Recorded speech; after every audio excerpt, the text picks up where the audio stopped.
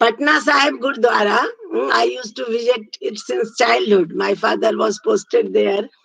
And there were pictures on the wall engraved. There is a big um, pan, boiling hot oil is there. And people with evil minds, evil deeds, they were thrown into the pan. So it is in every religion that if you walk on the right path, you have to be, you will be sent to heaven, otherwise in hell. So I think it is clear that drama in the beginning, it was as in our country also, you see. Ram Leela, though in Bihar it is now not very popular, in Delhi still during Durga Puja, Ram Leelas hmm, are performed in every uh, colony, you can say, or at some important places. Because when you see something, it impacts your mind in a very right way, and it lingers in your mind till your death if you have got a good memory. So in brief, we can say that this miracle and mystery or the drama was rooted in religion, and it was used to educate the masses. Those you all are now teenagers, but you can ask your parents when Ramayana and Mahabharata were broadcasted on TV, when we were in college or PG, I don't remember exactly the year. All the roads were silent, and those very few people had TV, especially colored TV. People used to throng to see. Mm. So, religion is always a part of one's culture, and the origin of the drama also started from religious plays, and it was started. I am repeating the main points there so that it stays in your mind. Previously, it was acted and written also by church people, but after the church courtyard, it used to spread, and the church courtyard seemed to be small, so it moved out from the church courtyard to the village guilds. Guild, I told you, like the Yuvak Puja Samiti, there were guilds in towns and villages, and they were dominated by young and people who were very enthusiastic to take charge of performing these plays. Then the first play you have to remember, Ludus de Sancta Catharina, which was acted at Dunstable in objective. If it is asked, you can write. Then there are four cycles, and they have their own plays. This that also you have to keep in mind before moving to morality plays. Again, so the Chester cycle, 25 plays, Wakefield 30, Coventry 42, and the York 48. And people used to, it started from the birth of Christ, and it ended with the death, crucifixion of Christ. So people for a week, they used to visit from one village or one town to another, and they used to enjoy, they used to catch the songs sung during these plays, and for the whole year these songs were sung because there are nothing for entertainment. They enjoyed these songs and waited eagerly for the next thing to come. Now coming to morality plays. Hmm? You all have most of you have gone to English medium schools. Hmm? Because in every village, now I can see on a hut, there is a board, St. Thomas School. Whether it fulfills the criteria of an English school, I don't know. But in English schools, there is a period of moral science. Am I right? Moral science teaches us how to tread on the moral path. What is right? Moral science teaches you what is right, what is wrong. Not to tread on for quick success, we should not switch over to wrong path. So morality plays. From that moral word, this morality plays comes. In the mystery and miracle, Serious and comic elements are interwoven, or you can say mixed.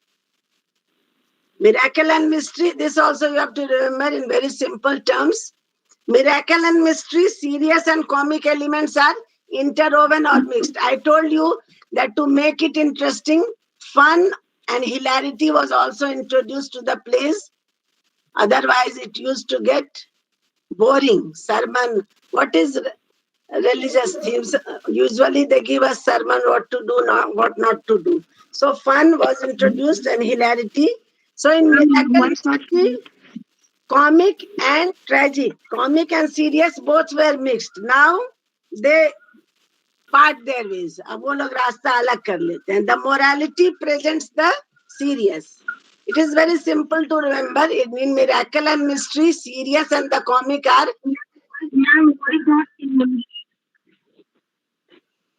interwoven, and now they part their ways. The morality plays are the serious plays, and the interlude is the lighter side of things. So it is clear, Miracle Mystery is serious and comic, both mixed together. Then morality plays only the serious. It represents only the serious side of life, and the interlude represents the lighter side of things. So, moralities were at the height of their popularity in the 15th and 16th century. Moralities were very popular during the 15th and 16th century. Now, morality plays are a type of early drama. क्या है morality plays? They are a type of early drama in which the characters are personifications of abstract qualities. Personification is a literary term. You know, often in CM college, I say that if the room is personified, when in uh, some object is turned into a person, I always say that if the room is personified, the room will say, I need cleaning, because the rooms are, due to paucity of sweepers, the rooms are often not swept clearly. So, personification is a literary term. So, morality plays are a type of early drama in which the characters are personifications of abstract qualities. As somebody says, I am dharma, I am greed. These are abstract qualities. Greed, selfishness, selflessness also. So, morality plays are a type of early drama in which the characters are personifications of abstract qualities. Abstract, which you can't see. And the drama itself an allegory. The devil and his attendant. The vice, vice and virtue. Vice. The vice are prominent character. The devil and his attendant, the vice, are prominent character in most of the moralities or in most of the morality plays. What are the characters, important characters in morality plays? They are sin, grace, repentance, perseverance. All these are abstract qualities, but they were personified in morality plays. Sin, grace, repentance, perseverance, seven deadly sins, good and bad angels, every man, etc. One of the now coming to the earliest morality plays. One of the earliest morality plays is known or is named The Castle of Perseverance. The Castle, C-A-S-T-L-E, Castle of Perseverance. The best known of English morality play, or the best known play, is named Every Man, Everyman. The best known of English morality plays. Earliest is The Castle of Perseverance, but the best known or the most popular is Every Man, which depicts man's progress through life. The central figure, every man, is symbolic of humanity, and the characters he meets are personified vices and virtues. You know, vices and virtues always are associated with life. Hmm? Virtue is good qualities and vices are bad qualities. So in moralities, we come across for the first time the tragic soul struggle.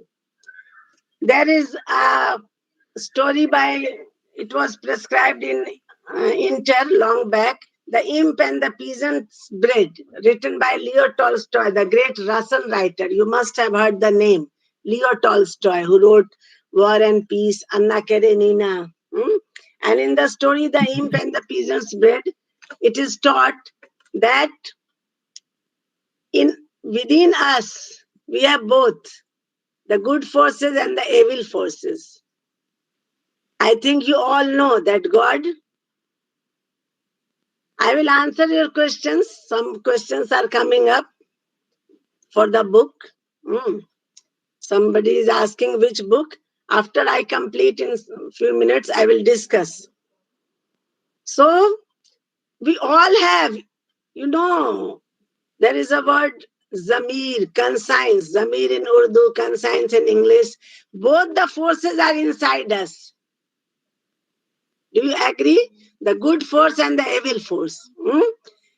When somebody pushes a boy, I often watch in my college, sometimes boys fighting to establish their bossgiri. Someone pushes a boy or someone stabs a boy. So the boy who stabs, his evil force is more powerful. Within us, हम सबके अंदर है. Within us, there are both the forces. When the good force defeats the evil force, you do good deeds. When the evil force is more powerful, you do bad deeds. A boy is stabbed by one boy, the second boy who is guided, whose good force is more powerful, he takes the boy to the hospital. You take some money from your mummy's or papa's pocket. Your good force is saying, no, this is bad, I should inform. The bad force says, okay, सब चलता है, घर ही का पैसा है. The good force asks you to join the class. The evil force, when it is more powerful, the evil force says, अरे class में क्या रखा है? Let us go and enjoy a movie. The classes are usually very boring and you feel sleepy. So both the forces are within us, and in morality plays, in your childhood you must have read many stories. The story of the man who is dying, and his four sons are always fighting, and he calls the four sons, he gives them twigs separately, they break it easily, but when the twigs are tied, they can't break. Then you learn the line, unity is strength. These are moral science stories. Slow and steady wins the race, all that glitters, all the proverbs, they are derived, or they are the last line or the tagline, you can say, of the moral stories. So, the tragic soul struggle, the fight between good and bad, for the first time, the tragic soul struggle is shown in the morality plays, the secret of progression of character and the delineation of conflicting passions. Conflicting, जिनमें द्वंद्व होता रहता है, fighting, which became the marked features of Shakespearean tragedy. I told you that this drama continued till the Elizabethan drama took the center stage. Elizabethan drama is normally the drama of Shakespeare, Ben Jonson. So it became, Shakespeare also was inspired by these dramas, and he took this tragic soul struggle. Those who have read Macbeth, it is in second part. But those who know the story, the soul struggle is always there. So this is morality play where everything is serious. Now coming to the last portion, that is interludes. Then we can interact for some time. So, as I told you, that in Miracle and Mystery, again I am repeating that it should stay in your mind. Serious and comic are woven together, then they were separated. So the serious became the morality plays. You also say, हाँ ज़्यादा moral science मत पढ़ाइए, बहुत हो गया. You should not look at others' copy in the exam. You should not copy. You should not waste your time. All these are coming from moral science or morality. Morality is in this day of consumerism, or you can say, in the words of Wordsworth, that the world is too much with us. We are forgetting morality. So serious was morality, and the comic was the interludes. The interlude was a late product of the dramatic development of morality play. The interlude was a late product. It came in the last of the dramatic development of morality play. So it is naturally a part of the morality play. It flourished about the middle of the 16th century. Then Elizabethan drama came, and then again Elizabethan drama. There is Caroline drama, Jacobean drama. Elizabethan drama also has a very long period.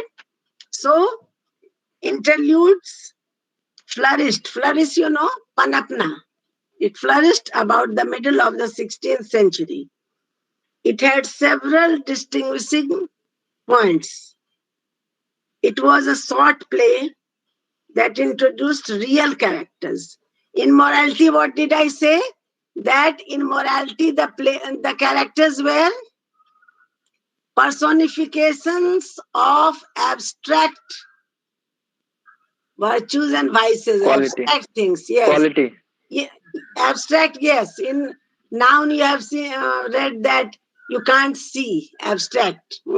So in morality plays the characters were, in Miracle and Mystery the characters and authors were from the church. Later on the village people also joined. They were also acting there and writing plays also. In morality the characters were personifications of virtues and vices. I told you, pain, perseverance, selfishness, greed, all these are. Perseverance means, I'm asking because students should always be full of this quality. Perseverance is, क्या है perseverance? धैर्य होना. These days, yesterday the sub inspector exam result was declared. IS BPSC results were declared recently. You see, he competed the exam in his fourth attempt, in his third attempt. That is perseverance. छोड़ना नहीं है, लगे रहो. So that is perseverance. Students usually get upset. अरे एक बार नहीं हुआ, नहीं देना है. Perseverance is a very necessary quality to develop among students. Perseverance always pays. Yes. Patience also. Somebody wrote patience. Yes. So perseverance. So in morality, all the characters were personifications. If you go through Abram's book, there is a book of literary definitions by M.H. Abram. There are personification is that when you turn anything into perseverance, anything into a person. As I told you, the room or your phone. If your phone is personified, what will the phone say? I want to make the class entertaining, not boring. What will the phone say if your phone is, yes, charge me? One answer is charge me. Yes. Other, please give me some rest. Please give me some rest. Yes, Shruti Prabha answered. Yes. Please give me some rest. Please leave me for a while. I also want my space. So that is personification. Yes. बहुत हो गया, आप छोड़ दो. Somebody has written. Yes, very good. Very good. My students are very responsive. So in morality, there were abstractions personified. Now, in interludes, the characters It flourished about the middle of the 16th century, and interludes they had several distinguishing points. It was a short play. Interludes were short play that introduced real characters. See, wahan there are personifications, but here there are real characters, usually of humble rank, modest rank, such as normal admi, middle class people, such as citizens and friars. There was an absence of allegorical figures. What is allegory? We'll discuss it later. In allegory, usually there are two stories. One story, if you have heard about that Gulliver Swift's novel, uh, there is a story going on the superficial level, and beneath that story there is a moral story. Gulliver's Travels by Jonathan Swift. It is an allegory. Allegory is which carries two stories, one on the superficial level and one the real meaning lies within. Yes, Gulliver's Travels Vidisha is right, by Swift. So here there are no allegorical figures. There was much broad farcical humor. As I told you, serious was in morality plays, and in interlude there was fun, mirth, joy, happiness. So there was humor and there were set scenes, a new feature in English drama. So we are covering the origin of English drama. In those days, miracle mystery days, there were no set scenes. Set scenes नहीं होते थे. In every village, temporary stages were made, and after the plays were staged, it was, yes, Vidisha, it is a novel, but I am talking about allegory. There is an allegorical story in that, where the superficial meaning is different and the inner meaning is different. I gave an example of allegory by referring Jonathan Swift's Gulliver's Travel. So, in morality plays also there are no set scenes. Now, by the time of the interludes, set scenes were also introduced. एक निश्चित हो गया, theatre बन गया कि यही होगा. So set scenes were introduced for the first time in the English drama. Later on, we will see in Elizabethan drama for the first time on the outskirts of London, many theatres were open. Let me continue for 2-3 minutes, then we will discuss something. So, the interlude was far superior to morality. The interlude were far superior to morality. John Heywood was the most gifted writer. John Heywood, Heywood. John Heywood was the most gifted writer of the interlude. His plays are, some of his important plays, which are still very famous, are the four P's. Four, four, normal spelling, and P, capital P apostrophe S. The four P's and Johann, Johann, John, Johann, Johann are two very memorable interludes by John Heywood. His other plays are also important, but I refer to only two because we have to take time also into consideration. Another famous interlude was written by Rastel, Rastell, Rastel, and his play was named A New Interlude. A New Interlude. And another famous interlude is Medwell's. The writer is Medwell, Medwell. Medwell's Fulgens, Fulgens, Fulgens, and Lucrece. Another interlude is named Lucrece, Lucrece, and Colesto Melebi, Colesto Melebi, Meleba. These are there are many, but I can't name all. These are the remarkable plays known as the very famous interludes. So these plays introduce purely secular characteristics for the first time. So, what is important about the interludes? Two, three things you have to remember, that for the first time in English drama, set stage was introduced. Second, unlike the morality, not like the morality, unlike the morality, in interludes, there were real characters.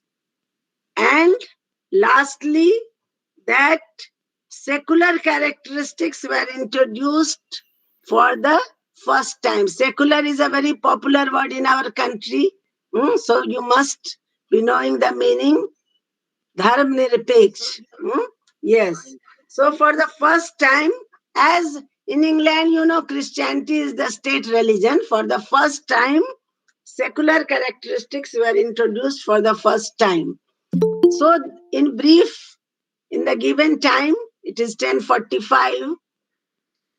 I have discussed the origin and development of drama. Now, if you have any questions, some questions are asking which book to consider. In our college, we usually ask the students to take the history book of W.J. Long. Okay. Another very good book. It is on Amazon. History of English Literature. It is. I have with me the book. It is by Pramod K. Nair. It is in very simple English and very clearly. E. Albert, yes. E. Albert also asked. We usually ask to buy these three books. E. Albert. There are many books, but there is book by Lewis, but the language is very difficult. There is book by Kazamian. In our times, we used to take the book by Compton Rickett. Very minuscule printing. Now these days it is obsolete. Compton Rickett. These days we usually ask. I like the book written by Pramod Nair the most, then by Long, and then by E. Albert. If you want to buy two books, or if you want to buy only one book, buy W.J. Long's book. If you can buy two books, or if it is available in the library, E. Albert and Pramod Nair's book is my favorite. History of English Literature by Pramod Nair. So I hope you understood the origin of drama. 11th century. Yes, these things you have to remember. Started in the 11th century. Religion. It came out from the religious instincts of mankind. Then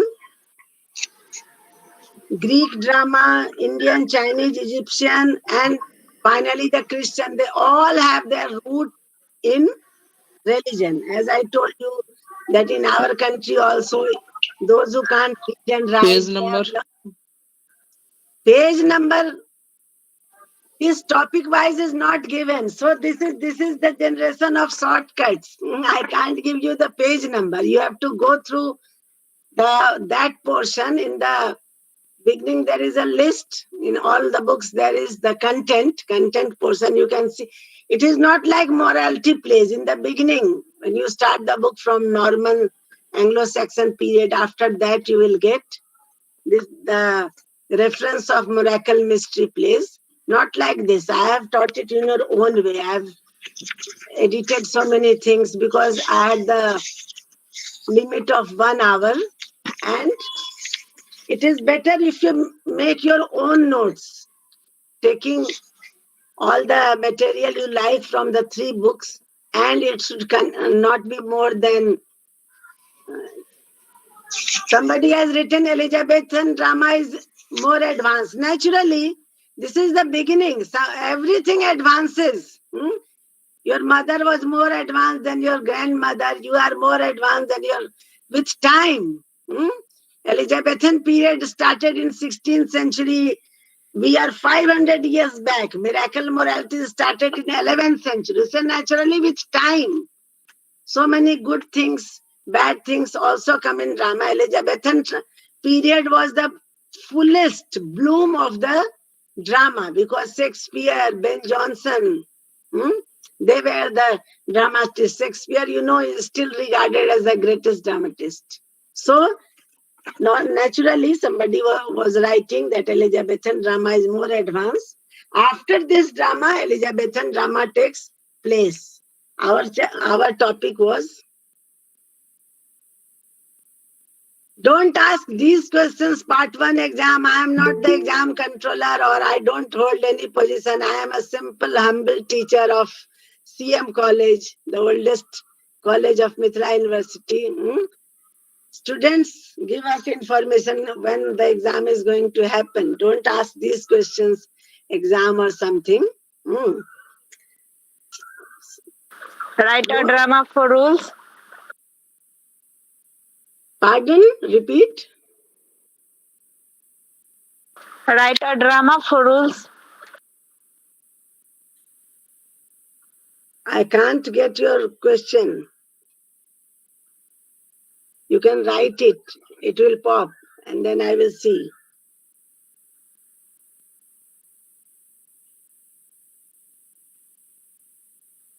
Somebody is writing Shakespeare is not following drama rules. But still, it will take 2-3 classes to discuss.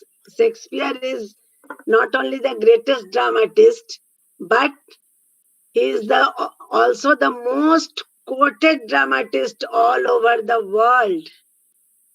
All over the world. So this is the end of Miracle Mystery Plays, the beginning, 11th century. So almost 5.5 centuries, 11th century to the 16th century, when Shakespeare, Ben Jonson and others, Shakespeare is the most popular of that time, came. So I think Miracle and Mystery Plays is clear, Morality Plays is clear, Interludes is clear. Again, I am repeating Miracle, Morality. These basics, if you remember, you can answer any question. And if you prepare your own notes, 4 or 5 pages in neat handwriting are enough. Whenever we are head examiners during the copy checking session, don't write rubbish. Write whatever you know. It will fetch you better marks than writing rubbish and annoying the teacher. So Miracle Mystery, I am summing up. Serious and comic interwoven, morality, abstract characters personified, and serious characters only, and interludes. There are only characters, entertaining characters. John Hewd is one of the most important important writer of interludes. So now that this topic is complete. You have to remember Dionysus also, who was god of life and death. As in our religion or in our country, we have also, for different things, we have different gods. In ancient Greek, Roman culture also, they had gods for different things. So Dionysus was god of life and death, god of wine, and the fertile earth. So Dionysus is regarded as the father of Greek comedy and tragedy. So I hope it is enough for today. Sanket ji, any question? Yes.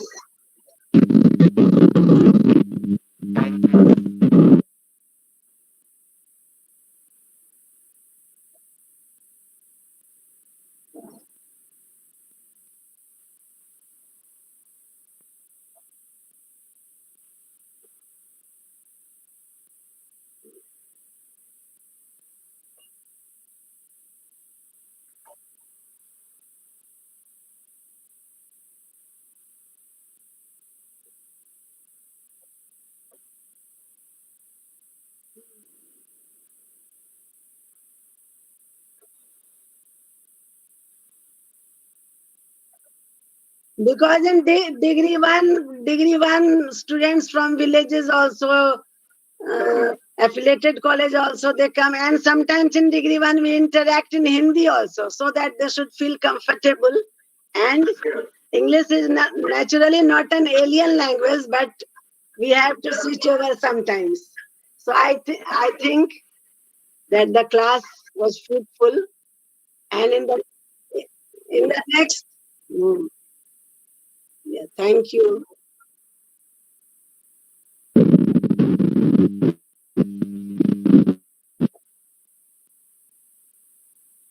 Good, good morning, Bachchan ji. I can see Bachchan ji, Indira ji. Good morning. So my next class will be on Saturday next week, and we will discuss, as far as I remember, Elizabethan essays. Okay, Thank you. and uh, students from other colleges also, A lot of they can they can ask their questions on WhatsApp. We are always there for the students, but only take care of the time, not in the morning. What is miracle or mystery play? Usually in the evening, I am free. You can ask your queries. I will give you number, or CM college students, they all have my number. For others also, all again I am repeating, all the university graduates, they all are our students. I am referring to CM college because it is our working place, and they were already taught this topic. So have a good day. We are always there for the students. Any query is always welcome. Thank you. Thank you. Thank you, ma'am.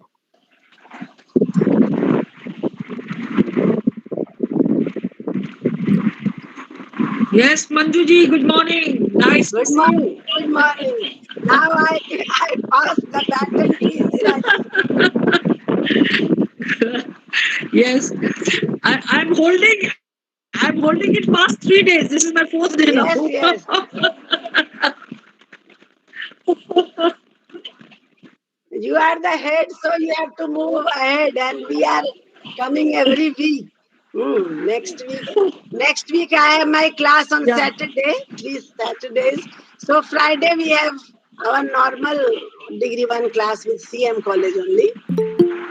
So thank you, PG department, Sanket ji, Bachchan ji, and all the other staff whom I can't see on the screen. Have a good day. Bye.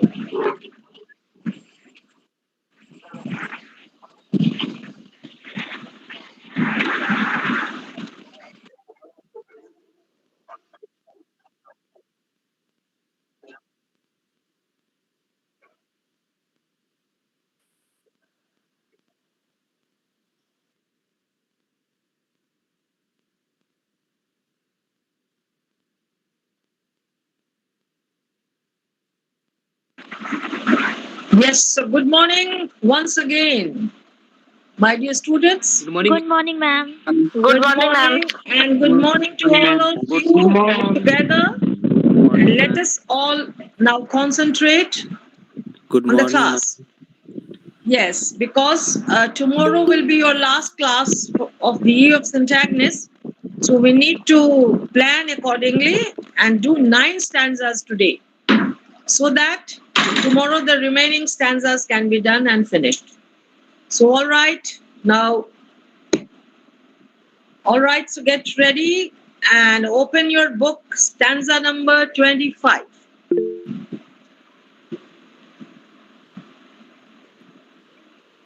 What did we see in stanza number 24? In 24, it was real feast for our eyes. Sense of sight, we have seen the senselessness of John Keats was at peak in this particular stanza, in stanza 24, when where he has described the window with all the beauty and the light, different colors, light falling on the different materials of that chamber of Madeline. Now, in this particular stanza, you will find the poet is playing with the colors on Madeline herself. This stanza always reminds me of the Indian festival Holi. How with the colors he is, making something very ordinary and extraordinary thing.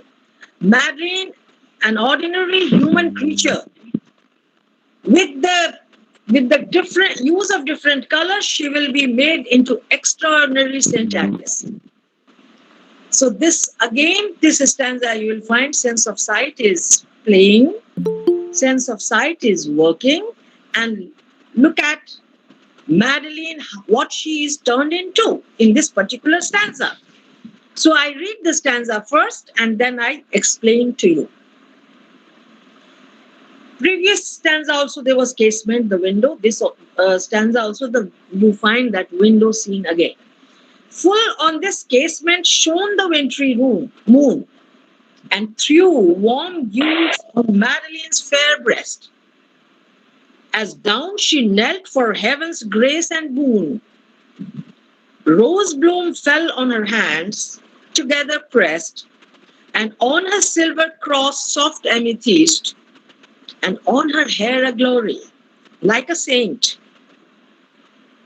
She seemed a splendid angel newly dressed, save wings for heaven. Porphyro grew faint, she knelt so pure a thing, so free from the mortal taint. She is being turned into a heavenly creature. So the wintry moon is shining outside, and the light of that moon is traveling through the window in the room. So the first light falls on Madeline's fair breast. A light can be seen on Madeline's breast. It's a very warm color. Warm color means it may be very soft color, nice color. And we can see a color first falling on her fair breast. Why? Because she is kneeling down and offering her prayer and seeking the boon. She is seeking the blessing of Saint Agnes. She kneels down for heaven's grace, and the rose bloom fell on her hands. The red color falls on her hand. She is praying with her folded hands. Together she has pressed her hand.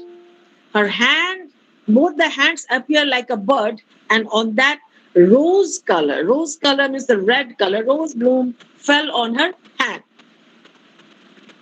And on her silver cross, she is wearing a cross, and the color of the cross is silver, and on that soft amethyst, light purple falls on her cross. So see, the color of the window glass are of different colors, and when the moonlight is falling, it is turning and falling on the object, the color is changing. So on silver, when the color falls, it is becoming amethyst. And on her head, she is wearing a halo, a glory, like a saint. All this is happening through the different colors falling on her body, on her head, on her breast, on her hands, on her cross. She seemed a splendid angel. She's no more looking like Madeline. She's looking like an angel, a heavenly creature, newly dressed, as if she has been just consecrated into a supernatural angel. She has turned into an angel. Only one thing is missing. What is missing? Wings. She doesn't have wings. If she gets wings, she will become 100% angel and she will start flying to the heaven. Save wings for heaven. Only thing missing are the wings. How beautiful. So look at Madeline, a human being turned into an angel. How? With the use of different colors, it is turning her into an extraordinary creature. Beautiful. And when Porphyro sees this, Porphyro grew faint. He faints. Why he faints? He hasn't seen Madeline so beautiful earlier. She knelt so pure a thing, so pure, so pious, so serene, so nice, so good, so gorgeous. She's looking. So pure a thing, so free from mortal taint. She appears to be immortal. She doesn't show any trait of mortality. She appears to be an immortal creature, a heavenly creature, a supernatural creature, an angel, or like the Saint Agnes herself. She has been described and depicted in such a manner in this particular stanza. And how all this has happened, taken place, it is just with the use of different colors falling on her hands, on her head, on her breast, on her cross, on her, she has turned into an angel. Beautiful this is. Your not only your sense of sight works, it is very pictorial, and it is really very beautiful. This stanza is. After looking at Madeline, what is the reaction of Porphyro? What happens to Porphyro? That we get in stanza number 26. Anon, his heart revives. What has happened? Nearly he had fainted in this. Nearly he had fainted after seeing after seeing her after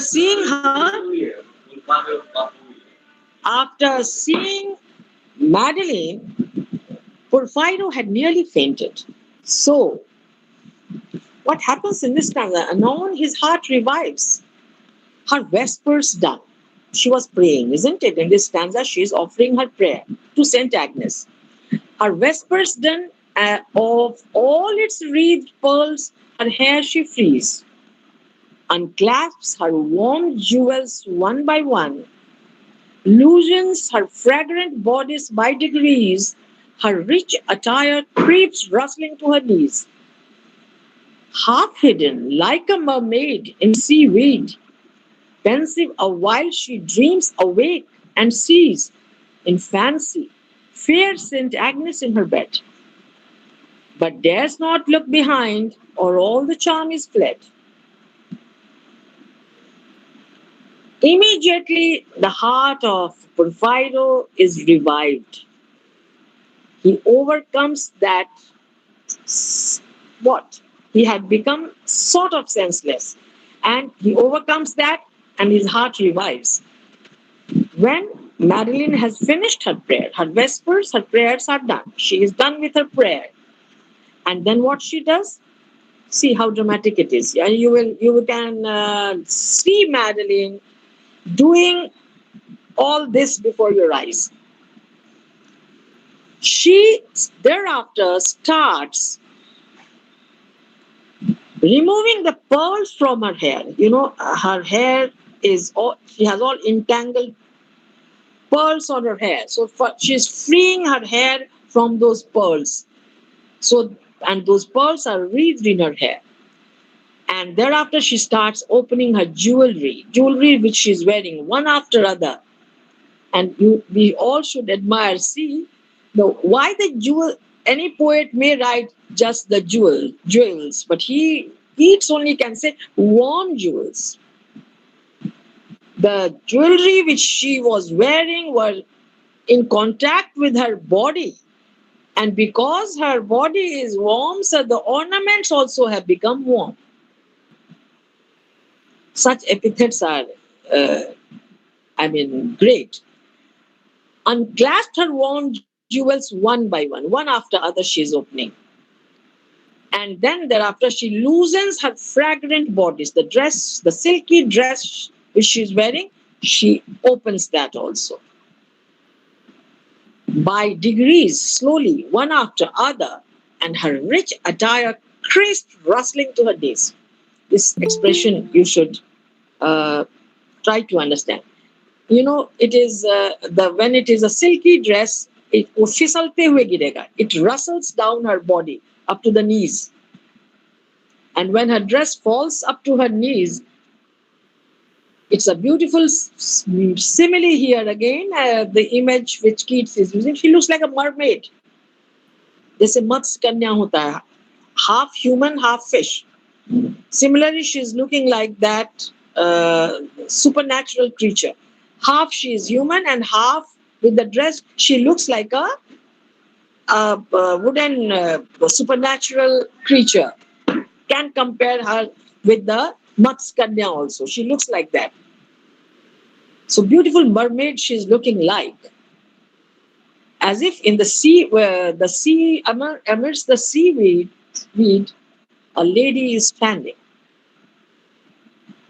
Pensive a while, she dreams awake. She is dreaming while awake. She is so very, she has concentrated on her ritual so much that very day that she is dreaming in awakened state also.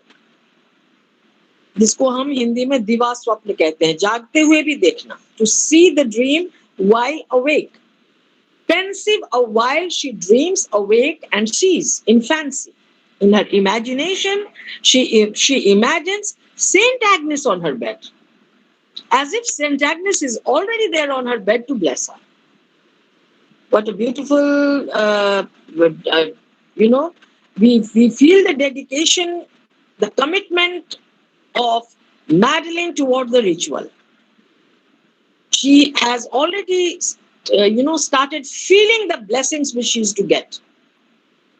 She can sense it. She can realize it. And that is why in her imagination, yes, there's the imagination of John Keats is at peak. And the imagination of the heroine, Madeline, is also at peak. She imagines St. Agnes there. But dares not look behind. She's not supposed, that is the condition. Can't look sideways, can't look back. Only the one who is observing the ritual is supposed to look upward. So she doesn't dare to look behind. If she does that, all the charm is fled. The entire labor which she has done, or the whole ritual which she has completed at the end, that will be spoiled. If she just looks behind, she's not supposed to do that. She should not do it. So she's very careful about the ritual. But she can feel as if St. Agnes is on her bed. And who is in the closet? Porphyro is in the closet, watching Madeline. Madeline doesn't know that Porphyro is already there. So she, with full dedication, commitment, she is carrying on with her ritual because she has to lie on her bed for the most cherished dream, the sweetest dream for which she has been fasting today. She has been observing all the rituals today. After this, we move to the next stanza. I told you in my previous classes also that Madeline, when she is compared with full divinity. Either she is turned into St. Agnes, she is turned into an angel. And the second comparison, always we find, she is compared with a sweet, soft birds also. So these two comparisons throughout the poem we find. Keats either compares her with the bird, the frightened bird, or with the supernatural elements like the fairies or the angels or St. Agnes also. Now look at this stanza. We move to stanza number 27. Soon, trembling in her soft and chilly nest, in sort of wakeful swoon, perplexed she lay, until the poppied warmth of sleep oppressed her soothed limbs and soul fatigued away. Flown like a thought until the morrow day, blissfully havent both from joy and pain, clasped like a missile where swat paynims pray, blinded alike from sunshine and from rain, as though a rose should shut and be a bud again. Now here she is also compared to a flower. It's really hardly he has left Madeline as Madeline. Madeline is always being turned into beautiful some other elements. The comparison, these such metaphorical statements are wonderful. Now look what is here happening here. Trembling, she's trembling in her soft and chilly nest. She trembles means like a bird. She is trembling in a chilly. It is still chilly. Poet has not forgotten that it's a very cold day. So in a soft and chilly nest, her nest is the bed where she has already come. In sort of wakeful swoon, there she was dreaming while awake. Now here she is in wakeful swoon, as if again she is in a trance state. And what is she doing? She is in a very perplexed manner, in a very, thoughtful manner. She lies on her bed. And then what happens? After that, the poppied warmth of sleep oppressed. Now then she feels very sleepy. When we take some opium, we feel a type of intoxication. She is intoxicated with sleep.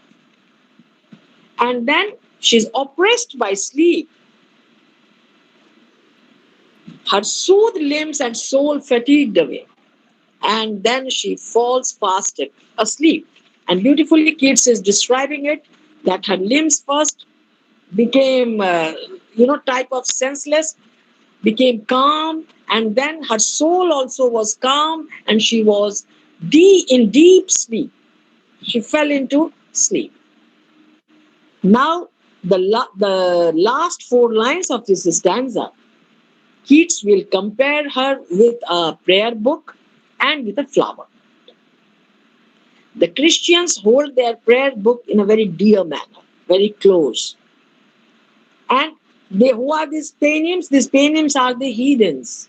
So when both their religion were at peak, that time Christians were very, they loved their prayer books and they kept it very close to their heart.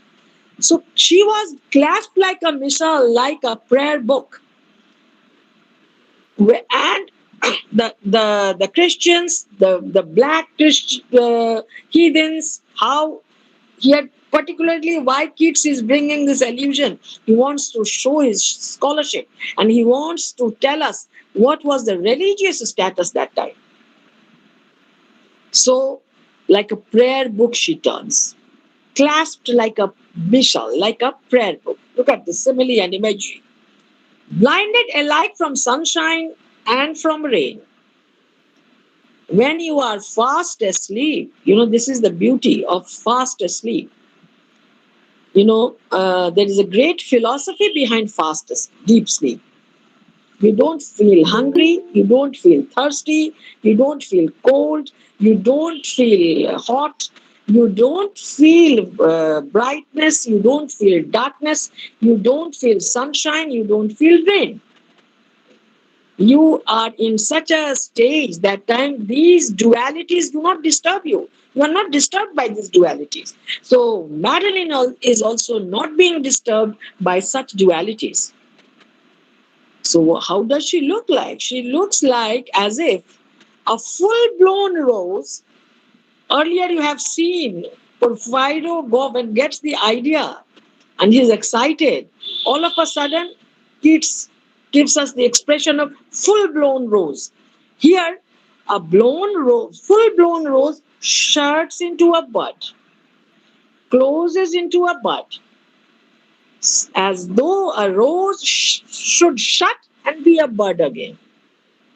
So here in this particular stanza, Madeline is a bud, Madeline is a prayer book, Madeline is a bird. Bud and bird both. You need to linguistically see the pronunciation here. Bud and bird. Bird जिसको कली कहते हैं, bird जिसको पक्षी कहते हैं. So she is compared with both. And after that, when she's fast asleep and gradually Porphyro in the closet thinks that she is now completely resting. She has gone into deep sleep. Then now Porphyro's role will start now onward. So in stanza number 28, stolen to this paradise. How he has been stolen? Stolen to this paradise by Angela. So anyway, let's read first. Stolen to this paradise and so entranced, Porphyro gazed upon her empty dress and listened to her breathing. If it chanced to wake into a slumberous tenderness, which when he heard, that minute did he bless and breathed himself. Then from the closet crept, noiseless as fear in a wide wilderness, and over the hushed carpet silent stepped, and between the curtains peeped, where, lo, how fast she slept. So from now onward, the role of Porphyro will start. Till now, Porphyro was hiding in the closet. So he thinks as if he has been in a paradise, seeing the beauty, matchless beauty of Madeline, her divinity, her spirituality, all that when he has observed, he thinks he's not in the world, he's in the paradise. He's so entranced, so engrossed. Porphyro first gazes on the empty dress, which she has undressed herself. So he looks first at the empty dress. I really appreciate the adjectives John Keats uses. Could have been just dress. No, it is empty because the wearer of that dress has gone out of the dress. So the dress is empty. Her empty dress, and listens to her breathing. Then he tries to find out whether she's really fast asleep. So he's trying, when you are fast asleep, your breathing is different. Nobody hears the breathing, his or her own breathing while being fast asleep, but the others can. So Porphyro is trying to make out whether she is fast asleep or not, and listen to her breathing. If it chanced to wake into a slumber tenderness, ऐसा तो नहीं है कि पूरा नहीं. She is not in deep sleep. She is only pretending to sleep, or she is in half sleep. So he first cross checks that whether she is really sleeping or not.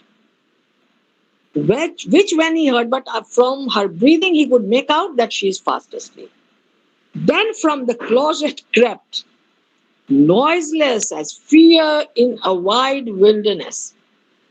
If you go in a very deep jungle or a forest, how one walks is very noiseless. The footsteps are very noiseless, should be noiseless, and he is very worried. He should not create any noise which will disturb the sleep of Madeline. So very noiselessly he walks in the room. He comes out of the closet, and over the hushed carpet, silent stepped, and he steps on the carpet. And all the use of voiceless sounds make it so musical. And over the hushed carpet, silent stepped. The soft sounds, the voiceless sounds are so beautiful.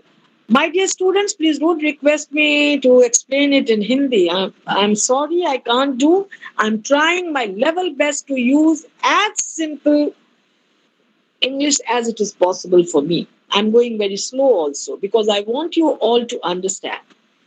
If you have such queries, you can ask me that which line you want me to say, explain in Hindi. I will do it in the end. Don't break my flow.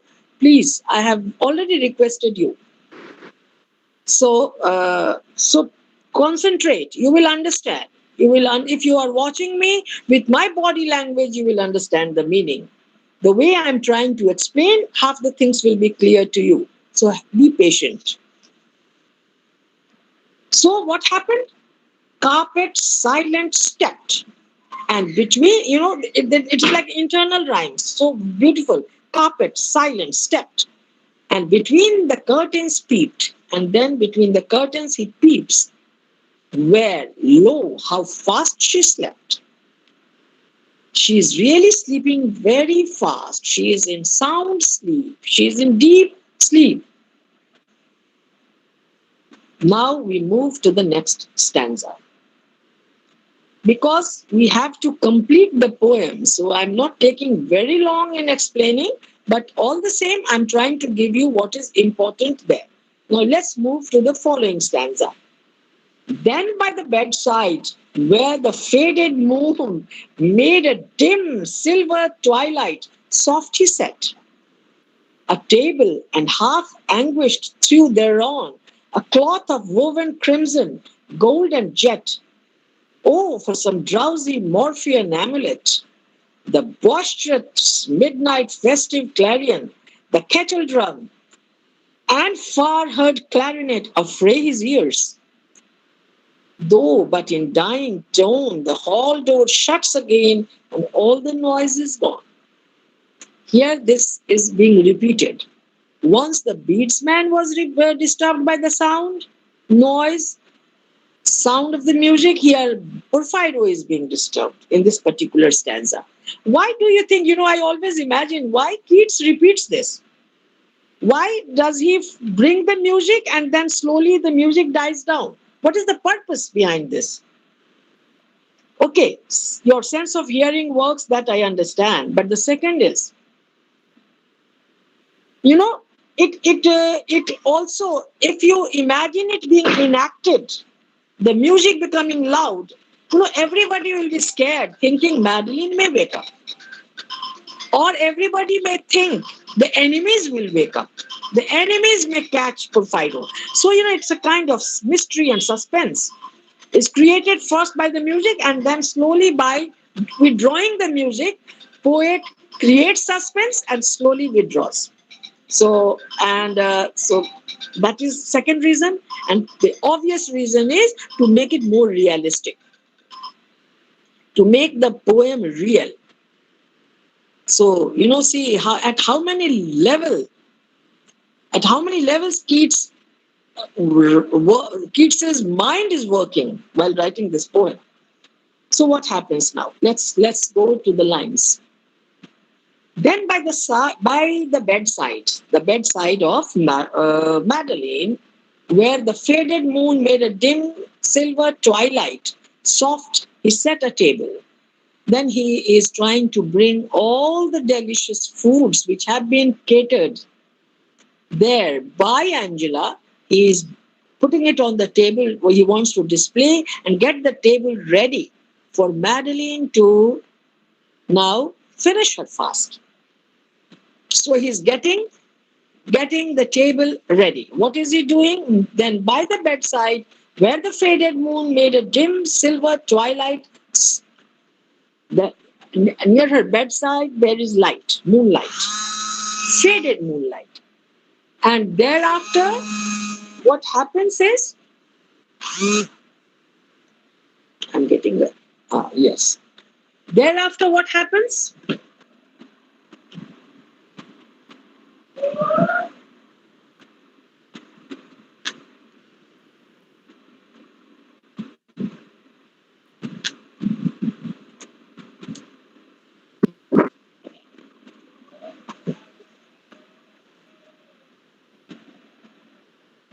Yes, got little disconnected with a call, got disconnected. Anyway, so what was I saying? Then he lays a table there. He brings a table, and half anguished threw thereon a cloth of woven crimson, gold, and jet.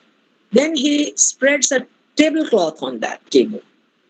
And look at the color combination of the tablecloth. Come on, now use your sense of sight and imagine the beautiful tablecloth which he is spreading, Porfido is spreading. It is crimson, that is red, golden, and jet black. What a beautiful combination it will make. Jet black, golden and red. So very bright tablecloth he comes and throws on that table. He spreads on the table. The tablecloth is woven in crimson, gold and red. उस पे embroidery किया हुआ है. So beautiful that tablecloth is. Oh, for some drowsy Morphean amulet. My God, but what kind of goddess of sleep, Morphia, has used her Morphean effect on the lady? She is fast asleep. And that very time, the boisterous noise of midnight travels in the room. The festive clarion, the kettle drum, and the clarinet. All the three musical instruments start affraying the ears of Madeline. Obviously is fast asleep, so she can't hear. But it really makes a jarring effect in the ears of Porfido. He listens to the music. But soon the tone became, it dies down. The music dies down. Why? Because the hall door again shuts. If somebody leaves the hall door open, then the music travels very fast. When the hall door is shut, the music dies down and all the noise is gone. And now Porfido is at peace. Now Madeline's sleep will not get disturbed. Had the hall door been not shut, the music would have disturbed her sleep. So he's happy that the hall door is shut now.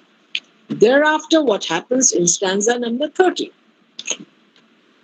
And still she slept an azure-lidded sleep, in blanched linen smooth and lavender, while he from forth the closet brought a heap of candid apple, quince, and plum and gold, with jellies smoother than the creamy curd, and lucent syrups tinged with cinnamon, manna and dates in argosy transferred from Fez, and spiced dainties everyone from silken Samarkand to cedared Lebanon.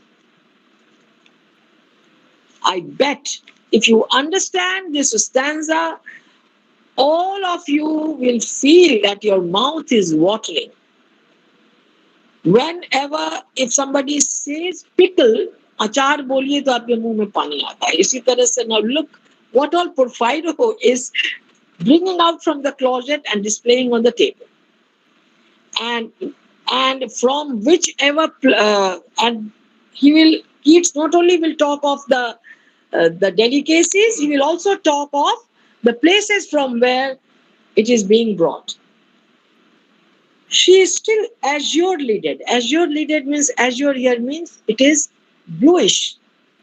Always when in a film or in a drama, when you see a night scene, a dream scene, or the person sleeping, you find the blue color is used.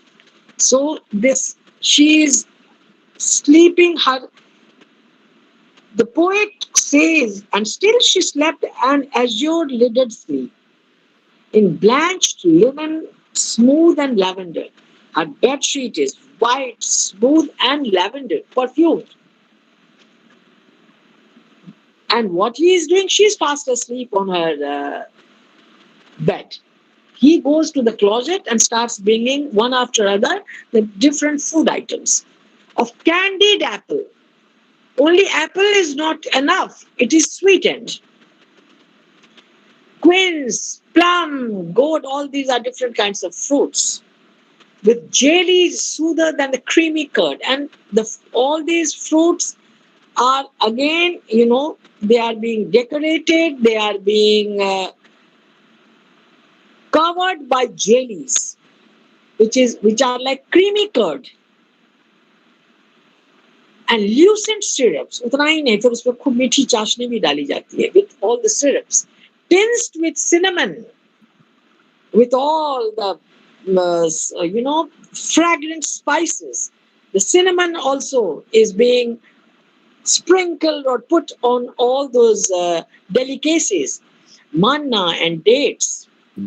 In argosy transferred from Fez. So 3 places here poet is talking of Fez, Samarkand, and Lebanon.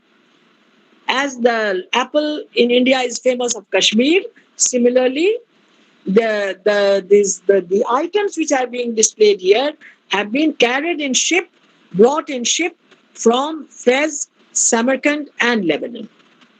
These places are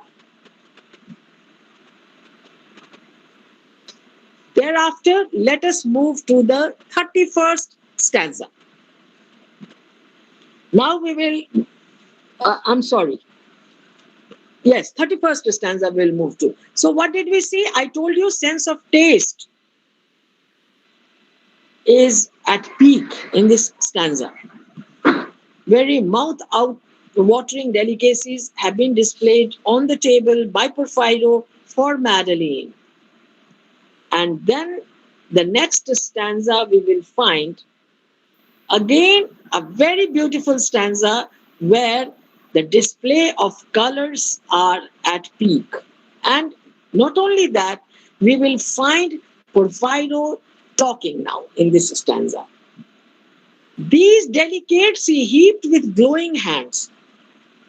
How come his hands are glowing? Anyway, this is very nice. So I'll tell you, let me read the stanza first. These delicates he heaped with glowing hand on golden dishes and in baskets bright of wreathed silver. Sumptuous they stand in the retired quiet of the night, filling the chilly room with perfume light. Up to this, thereafter is a full stop. And now it is time for Porfido to speak. And now, my loves, my seraph, fair awake. Thou art my heaven, I thine eremite.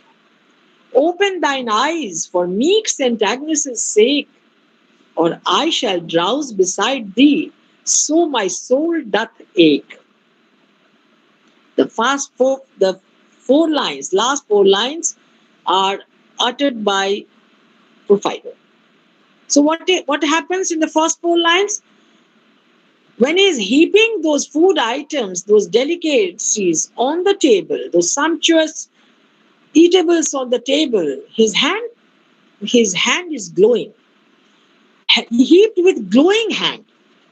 Why his hand is glowing? Because the dishes in which those food items are kept are of golden color and in baskets which are very bright and they are wreathed in silver. So golden baskets, golden dishes, all decorated, all wreathed, all in silver color. Now both the bright colors are throwing light on the hand of Porfido, so his hand is glowing. So his hand glows. Then what happens with his glowing hand? He has displayed all the food.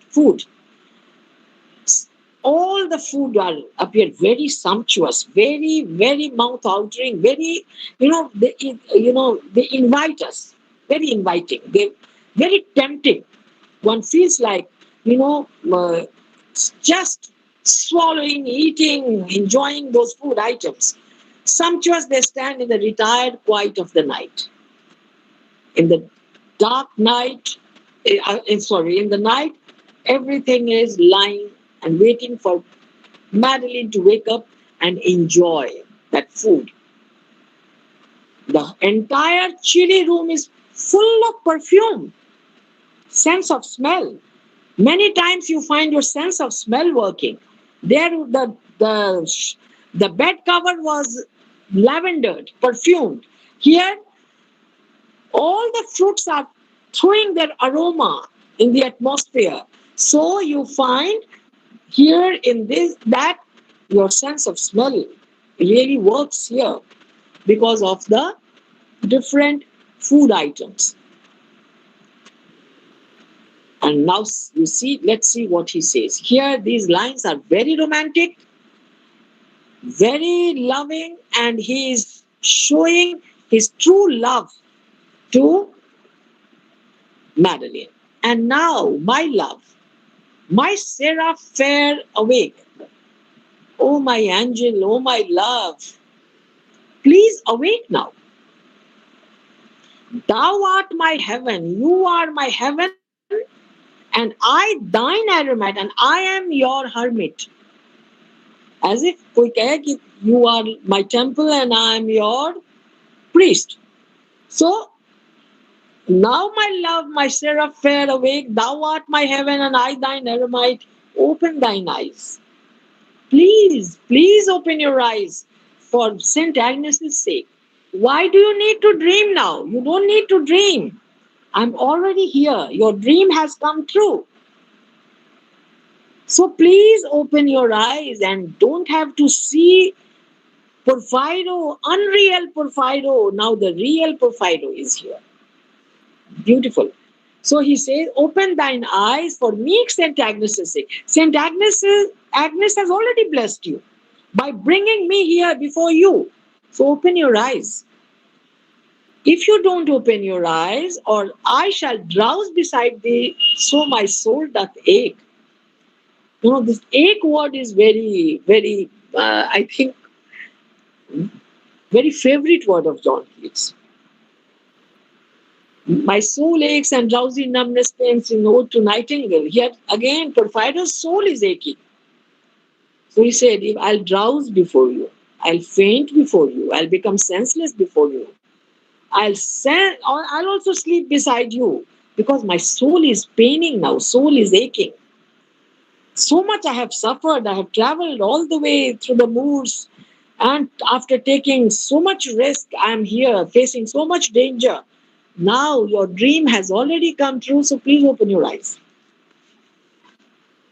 Thereafter, we will come to the next stanza. I plan to finish both the stanzas today because my target is to complete the poem tomorrow. So let me do it and then we will take the given time we will spend in interaction. Okay. So stanza number 32. Thus whispering. His warm, unnerved arm sank in her pillow. Full stop. Shaded was her dream by the dusk curtains. It was a midnight charm, impossible to melt as iced stream. The lustrous salvers in the moonlight gleam. Broad golden fringe upon the carpet lies. It seemed he never, never could redeem from such a steadfast spell his lady's eyes. So mused a while and toiled in woofed fantasies. So he has not said the above 4 lines very loudly. He had whispered it. He whispered these 4 lines in the ears of Madeline. Thus whispering, his warm, unnerved arm sank in her pillow. You know, one can whisper only one goes close to the ear. So he has gone very close to Madeline and whispered it in her ears. So his arm, you know, his elbow, his arm, which was lying on the pillow of Madeline, sinks there. It sank in her pillow. It became unnerved. It became uncontrolled. And his arm sank in her pillow. Shaded was her dream. And her dream is shaded. See, I tell you this poem, you know, anybody and everybody. Forget about this Porfido and Madeline for the time being. And imagine if somebody is dreaming of something and instantly you get it. You may dream, but for getting it, you will have to wait. But dream and reality moving hand in hand together. This is a beautiful expression being depicted here by John Keats. Sapne mein bhi Porfido, Yatharth mein bhi is Porfido. She is dreaming also, and in reality also Porfido is there. Both are there together. 2 Porfidos. One in dream, one in reality. Wonderful. So what happens? Thus whispering, his warm, unnerved arm sank in her pillow. Shaded was her dream. Her dream is shaded by the dusk curtains. It appears the curtains which are lying, and when one looks at the expression of Madeline, it appears as a shaded dream, as something shadowed dream, covered dream. It was a midnight charm. आधी रात की नींद बहुत पक्की होती है, very sound and fast, deep. It was a midnight charm, impossible to melt as ice to stream. उसने वहां, he has put his arm also, has whispered in her ear. Still, Madeline is not getting up. She's like the ice to stream. मानो कोई जल प्रवाह जम गया हो, बर्फ हो गया हो, and it is very impossible. It won't melt so soon. Ice, frozen water takes a longer time to melt. So it was a midnight charm. So what happens? It is like an iced stream, a stream which has frozen. The lustrous salvers in the moonlight gleam, or everything, all the tray, the carpet, all our golden carpet, the edge of the carpet, all are there and all are shining. Broad golden fringe upon the carpet lies. The tray, the table, everything is looking beautiful. It seemed he never could redeem. Now, Porphyro thinks, how can he wake her up? It has become impossible. She's not waking up. From such a steadfast spell, her lady's eyes. She is really absorbed in her dream. She's enjoying her dream. She is enjoying the blessings of St. Agnes, the boon granted by St. Agnes. So mused a while. So he thinks for a little time. Entoiled in woofed fantasies. His fantasy, he's confused. In such fantasy, he thinks what to do, what next to do now. She's not waking up, she's not getting up. So now with this stanza, we will conclude today, giving time to you all. But this stanza is very important from explanation point of view also, so let me explain. So pay attention to this particular stanza. What is happening? Yes. Awakening up, he took her hollow lute. Already Angela has told her about the lute. I always think nothing Keats has missed. Whatever he has spoken of, he is also using that. So awakening up, he took her hollow lute tumultuous, and in chords that tenderest be, he played an ancient ditty, long since mute, in Provence called La Belle Dam sans Mercy, close to her ear touching the melody. Wherewith disturbed, she uttered a soft moan. He ceased. She panted quick, and suddenly her blue, afraid eyes were wide open. Upon his knees he sank, pale as a smooth sculptured stone.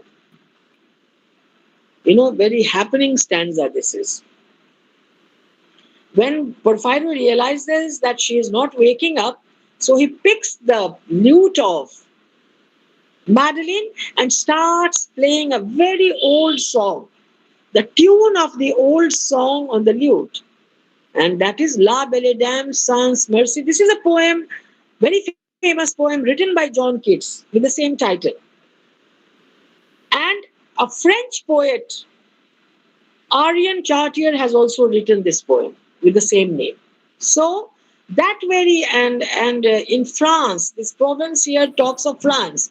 So a French poet, sometime in 1400 century, this poem was composed, that ancient song. And what is the meaning of La Belle Dame sans Mercy? A beautiful lady without mercy. Oh, Madeline, you are so beautiful, but you don't have any mercy for me. You are very unkind to me just now. That is why he picks that particular song and he sings in the ears of Madeline. Close to her ear, touching the melody. The beautiful tune touches the ear of Madeline. See the sense of hearing.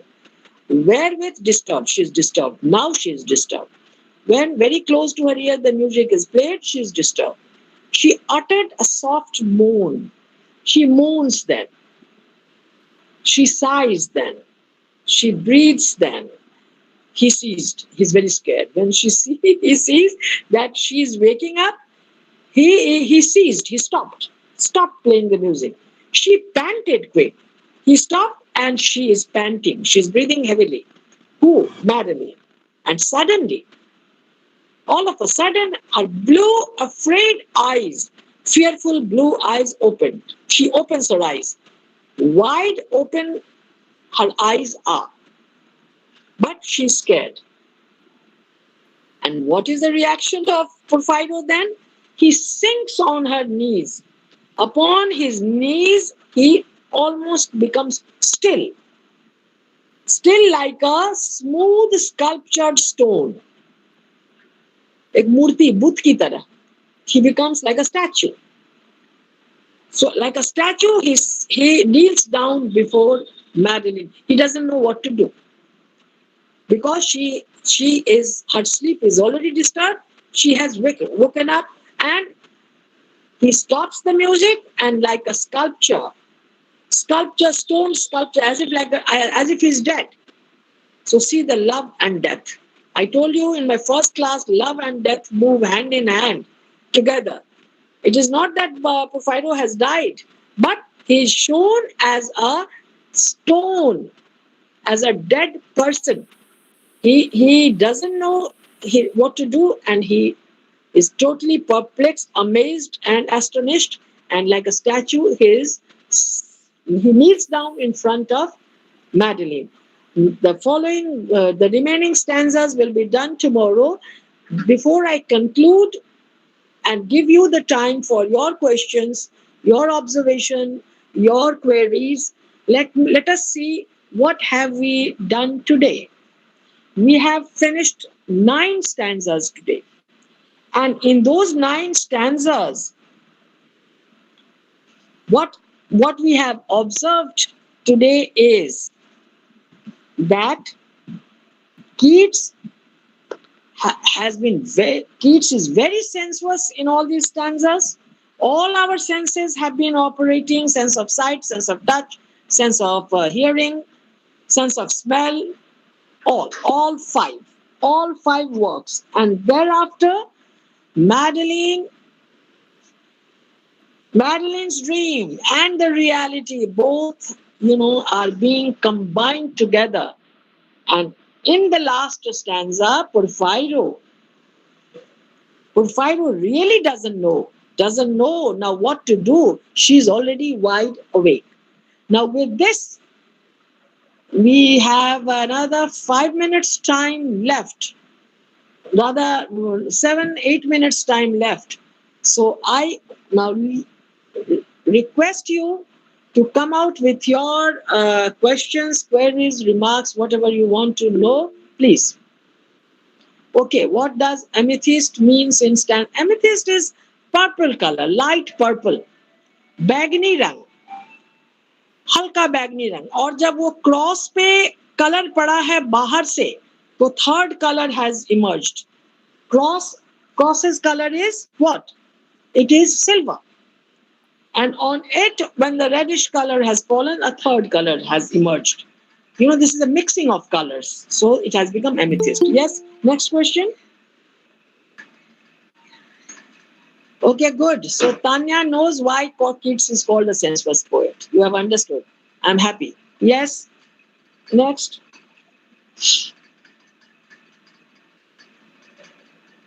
Because, your observation, your remarks, your queries, at least are like feedback. They are feedbacks to me. I know what you have understood and what more should I give you? Because tomorrow is the concluding class. We have to maximize tomorrow. So what else you need to ask? You feel free to ask.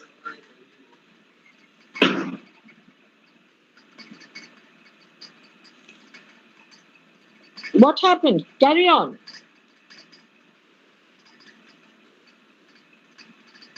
Ma'am, meaning of slumberness. Okay, slumber. A slumber did my spirit seal. Have you read this poem of Wordsworth? Slumberness I have says, okay, slumber. What is, there are different states. We may be in deep sleep. We may be in slumberness. Slumberness is like not being in deep sleep, but जिसको आप कह सकते हैं ऊँघते हुए stage को slumber कहते हैं.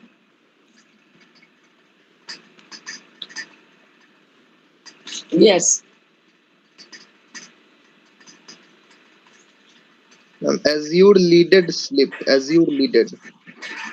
What is meant by anon, you said?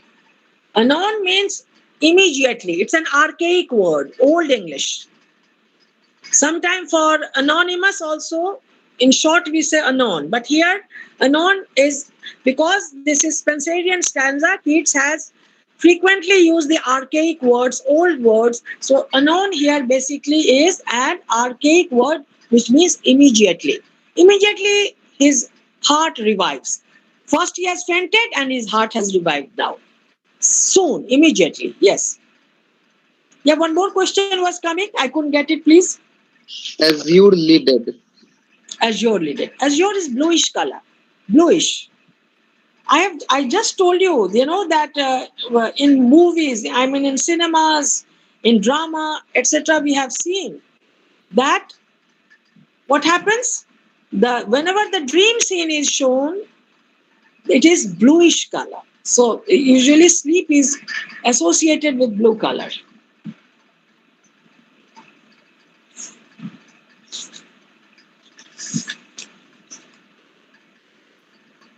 Okay, my seraph fair. My seraph fair is, he is addressing Madeline as he has already made her a goddess. He has already made her an angel. He has made her a supernatural element, and he talks himself to be her admirer, worshipper. So seraph here means again a supernatural character, which means the angel. All right, so now save your Ma'am, questions for tomorrow. Yeah, carry on, carry on. If you have, you please ask. no, ma'am, I haven't any question, but I want to give you my feedbacks. Okay, sure. Please go ahead. Please Ma'am, go ahead. thank you so much, Sanket. Thank you so much. You are teaching me very well, and all the students you are teaching very well. We are very fortunate to get this opportunity.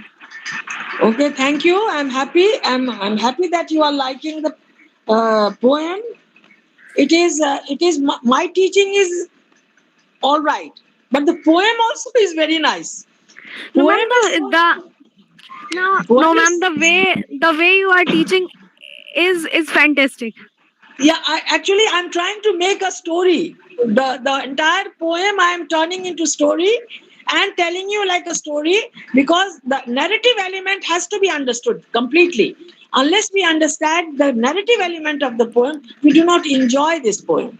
And accordingly, while studying, while knowing the narrative elements, we try to understand the sensuousness also, medievalism also, the other traits, characteristics also. So it's 12. Now I'm over. I'm to my dear Sanket. Tomorrow Hello. I'll spend 5-10 minutes more with you tomorrow. Yeah. Today, yes, Sanket, please. Now we are.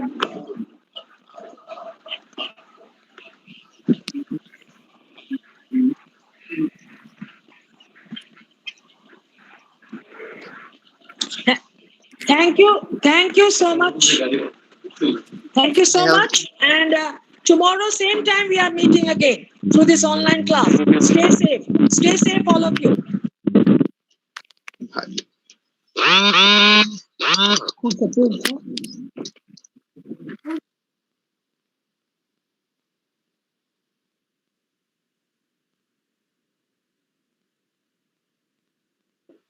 Sir, I have read somewhere that after John Keats' death, most of his poems were published. Why was this like?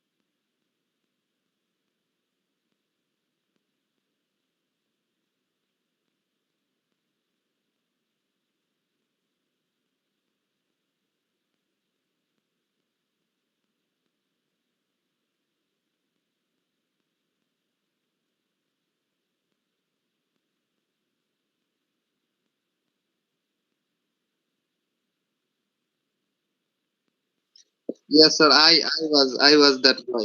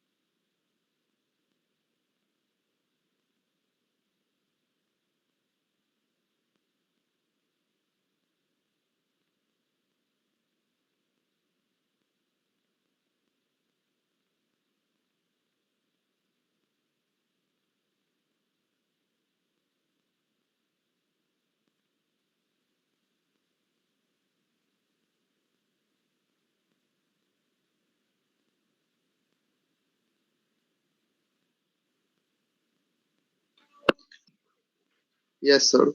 Most of his poems, dramas, and sonnets are very typical to understand.